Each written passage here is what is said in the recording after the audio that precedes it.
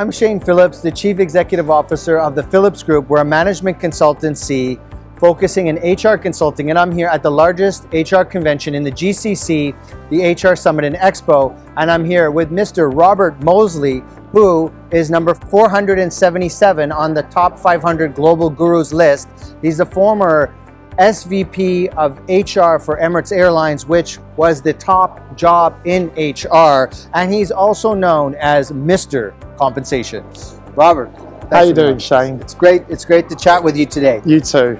You know, when you look at a CEO's assessment and you assess the CEO's capability set, they were very comfortable changing the vision, changing the strategy. Now, if you're changing vision and strategy, you have to, in my opinion, change your comp and ben structure as well. If you're not changing your comp and ben structure, I would say that CEO is lacking some critical capabilities. You agree or disagree with what I'm saying? I couldn't agree with you more.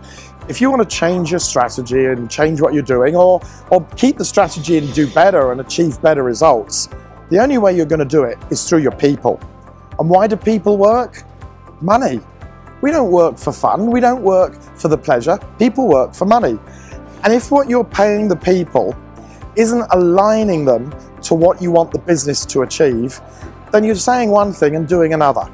As a bare minimum, a good CEO, when they're looking at the strategy of the business, should be saying to their HR team, have we aligned our variable pay? Have we aligned our bonus schemes? Have we aligned our incentives with what we're trying to achieve in our strategy? There's no way you could change the strategy of a company without tinkering or changing the pay strategy and the comp as well.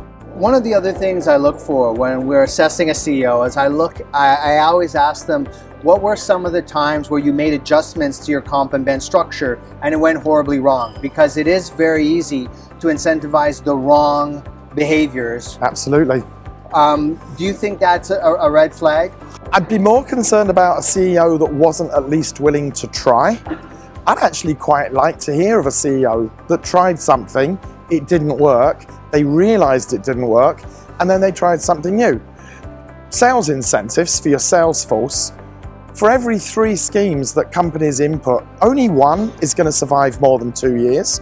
2 of them aren't going to work. And you've got to be aware of when it's working, when it's not working, and be prepared to change. I'd love a CEO to make mistakes as long as they know when to change. But a CEO that doesn't even try, that leaves the things as a status quo, that's my red flag. You also mentioned off camera when we were talking that if someone has not changed the comp and ben structure in a while, or they haven't been able to have a dialogue about where they've changed it, it's gone wrong, etc., it could be a red flag that there's larger issues such as fraud at play or infested in the organization. Or just hiding incompetence. By and large, companies need to renew their comp structure every 2 or 3 years. The markets in the Middle East moving 3–4%. At the moment, they were moving 5% a year for the last few years.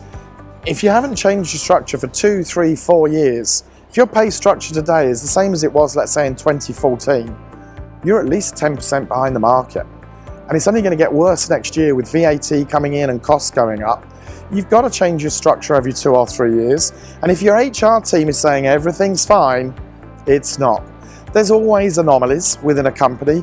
There's always maybe 3% of employees who aren't quite fitting the policy, and you know they're your red circle cases. And if your HR team is telling the CEO, we're happy, we're good, we've got no problems, keep it as is, I smell a rat. I smell a rat. So I agree with you, and thank you for giving us your candid perspective on this very complex and impactful topic. Shane, it's been a pleasure.